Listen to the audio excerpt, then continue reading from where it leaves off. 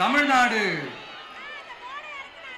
எப்பவுமே டெல்லிக்கு out of control அப்படின்ட்டு ஸ்டாலின் சார் அடிக்கடி சொல்லுவாங்க. ஸ்டாலின் சார் எது எதுலாம் அவுட் ஆஃப் கண்ட்ரோல் இப்ப நான் கொஞ்சம் சொல்லட்டுமா? முதல்ல சட்டம் ஒழுங்கெல்லாம் அவுட் ஆஃப் கண்ட்ரோல்,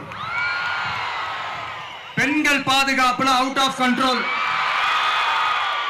இளைஞர்கள் வேலை வாய்ப்புல அவுட் ஆஃப் கண்ட்ரோல், மொத்தத்தில் அவரோட ஆட்சியே ஒரு அவுட் ஆஃப் கண்ட்ரோல்.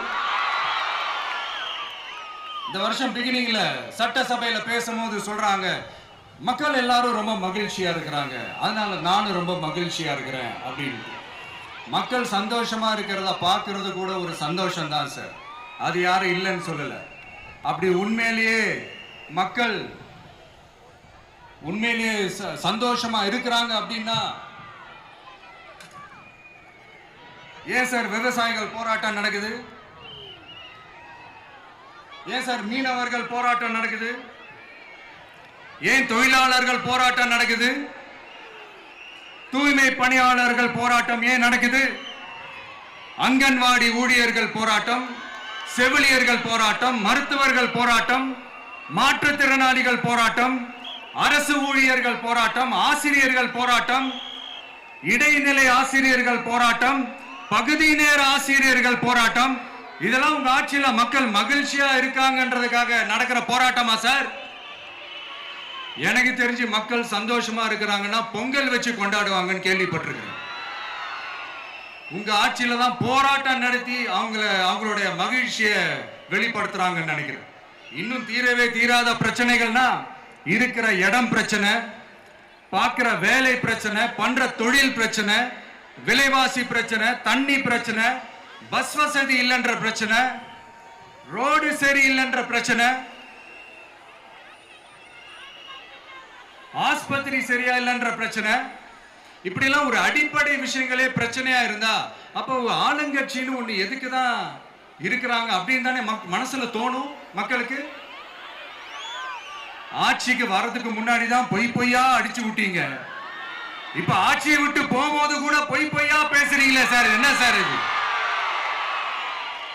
மாத்தி மாத்தி பேசுறதுல நீங்க வேற லெவல் தான் சார். ஆட்சிக்கு வந்த அடுத்த வருஷமே 2022ல 70% வாக்குறுதிகளை நிறைவேற்றிட்டோம்னு சொன்னாங்க.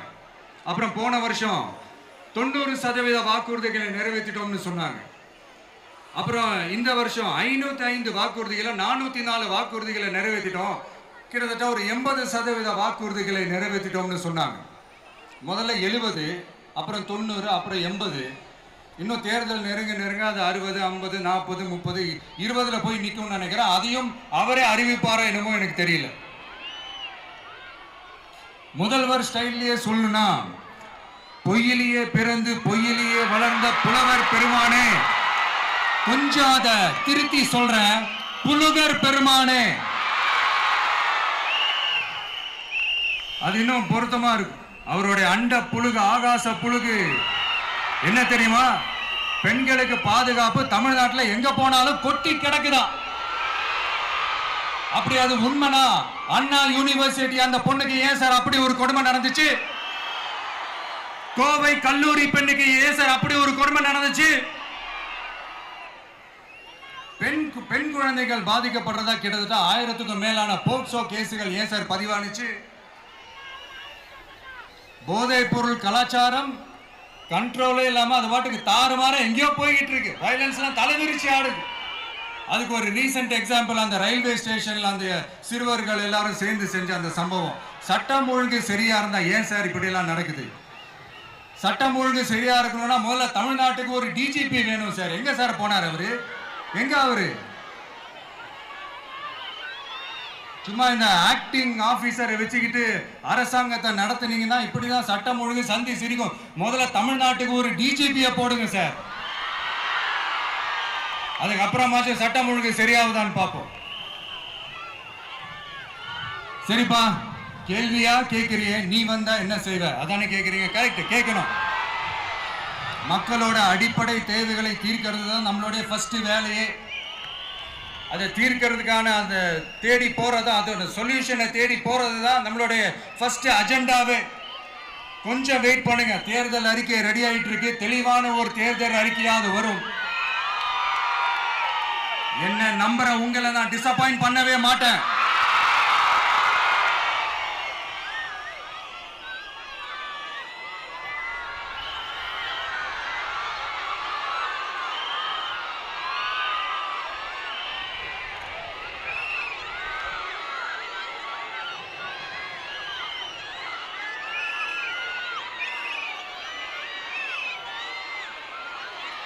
இந்த சும்மா ஆட்சிக்கு வரணும்ன்றதுக்காக இந்த நடைமுறைக்கு சாத்தியமே இல்லாத இந்த மாதிரி விஷயங்கள் எல்லாம் வாக்குறுதிகள் நான் என்னைக்குமே கொடுக்கவே மாட்டேன். அதே மாதிரி ஆட்சிக்கு வந்ததுக்கு அப்புறம் கூட அவங்க அது தரல, இவங்க இது தரல அப்படின்லாம் பம்மிக்கிட்டு இல்லாம உங்களுக்காக எந்த எக்ஸ்ட்ரீமுக்கும் போய் நான் போராடவும் தயாரா இருக்கிறேன். அதனால நான் மறுபடியும் இதை நான் ரிப்பீட் பண்றேன். இவ்வளவு நாள் இதை நான் மட்டும் தான் சொல்லிக்கிட்டு இருந்தேன். இப்ப களமே சொல்லுது, ரெண்டு பேருக்கு நடுவுல தான் போட்டியே.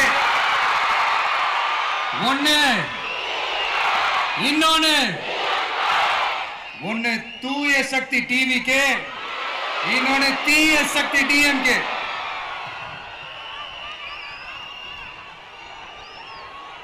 இப்ப நம்ம இந்த எலெக்ஷன் விஷயத்துக்கு வருவோம். விஜய் என்னப்பா இவரை மட்டும் தான் எதிர்க்கிறாரு, இவங்களை எதிர்க்க மாட்டேன்றாரு, அவங்கள பத்தி எதுவுமே சொல்ல மாட்டேங்கிறாரு. இல்ல நான் கேட்கிறேன், இது யாருக்கான எலெக்ஷன்? தமிழ்நாடு சட்டசபைக்கான ஒரு தேர்தல். இப்ப இங்க யார் ஆட்சியில் இருக்கிறா? யாரு பொய்யா வாக்குறுதிகளை கொடுத்து மக்களை ஏமாத்துறது? யாரு மக்கள் விரோத ஆட்சியை நடத்துறது? அப்ப இங்க யாரை அகற்றணும்? இந்த மக்கள் விரோத திமுக அரசை அகற்றணும்னா நம்ம யாரை எதிர்க்கணும்? எதுக்கு தேவையில்லாம பல முறை மக்கள் ஆல்ரெடி டிலீட் பண்ணவங்களை எதுக்கு நம்மளுடைய கான்சென்ட்ரேஷன், நம்மளுடைய டார்கெட் திமுகன்றப்போ டார்க்னஸ் குள்ள எதுக்கு கல்லெறியணும்?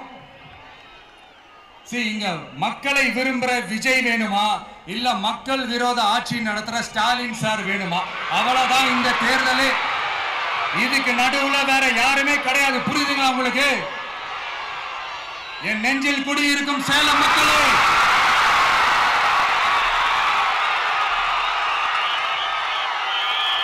One last simple question. Vijay நம்புறீங்களா, ஸ்டாலின் சார நம்புறீங்களா? அவ்வளவுதான், முடிஞ்சு போச்சு. கதம். போர் முழக்கம் உங்களை ஒரு நிமிஷம் கூட தூங்க விடாது.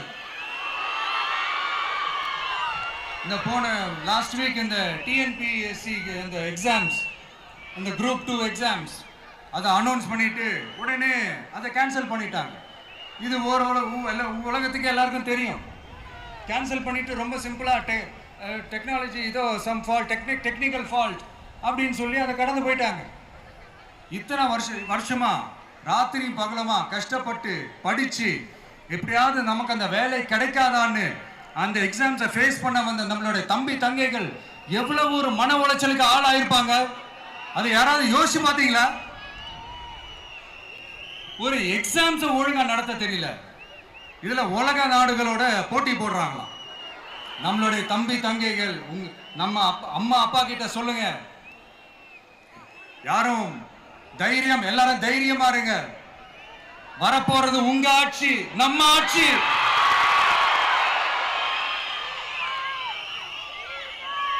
அதனால இந்த மாதிரிலாம் எதுவும் நடக்காம சமூக நீதிக்கான ஒரு நல்ல ஆட்சியை அமைப்போம். இளைஞர்களின் வேலை வாய்ப்புகளை மனசுல வச்சுக்கிட்டு டிரான்ஸ்பரண்டா அதுக்கான ஒரு தீர்வை காணுவோம். நான் விக்கிரவாண்டி மாநாட்டில் பேசும்போது ஒரு பொலிட்டிக்கல் பாம் ஒன்னு சொன்னேன், ஞாபகம் இருக்கா? ஆட்சியிலையும் பங்கு, அதிகாரத்திலையும் பங்குன்னு ஒன்னு சொன்னேன். இப்போ அந்த பொலிட்டிக்கல் பாம் எல்லா கூட்டணியிலையும் வெடிச்சுக்கிட்டு இருக்கு, தாறுமாற வெடிச்சுக்கிட்டு இருக்கு. ஸ்டாலின் சார்லாம் பதறாரு.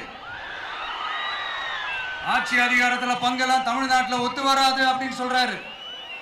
அவங்கள பொறுத்த வரைக்கும் ஜெயிக்கிறதுக்காக மட்டும்தான் கூட்டணி, மற்ற எல்லாத்துக்குமே அவங்க தனி அணி, அவங்க மட்டுமே ஒரே அணி. வெல்வோம் ஒன்றாக, ஆனா வரும் வெல்த் எல்லாம் பார்ப்போம் தனியாக,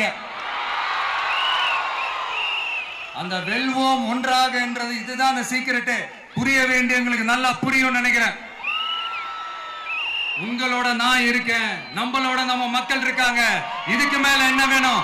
கான்பிடென்டா இருங்க, நல்லதே நடக்கும், வெற்றி நிச்சயம். மீண்டும் சந்திக்கும் வரை நன்றி, வணக்கம்.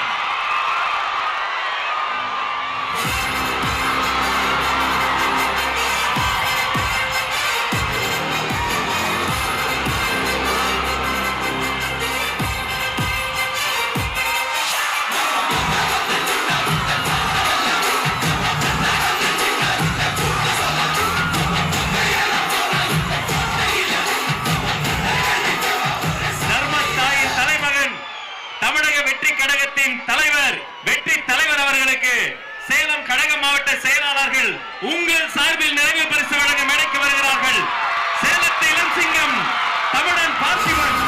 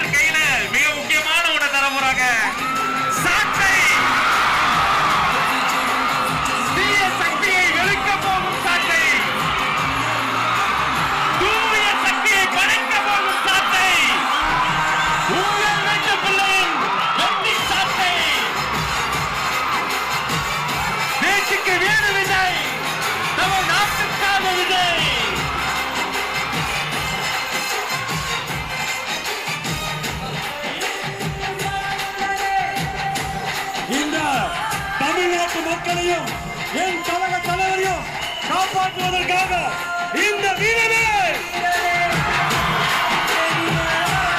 ஊழல் சக்திகளை ஓங்கி அடிக்க விளக்குவோம். ஊழல் சக்திகளை நல்வாழ்த்தி தருவோம். நன்றி. கழக மாவட்ட செயலாளர்களுக்கு நன்றி.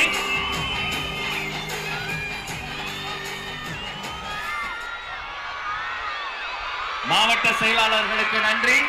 தமிழக வெற்றி கழகத்தின் கொள்கை பொதுச் செயலாளர் டாக்டர் KG அருண்ராஜ் ஐஆர்எஸ் அவர்கள் மாங்கனி மாநகரில் வெற்றி செங்கோலை பரிசாக தருகிறார்.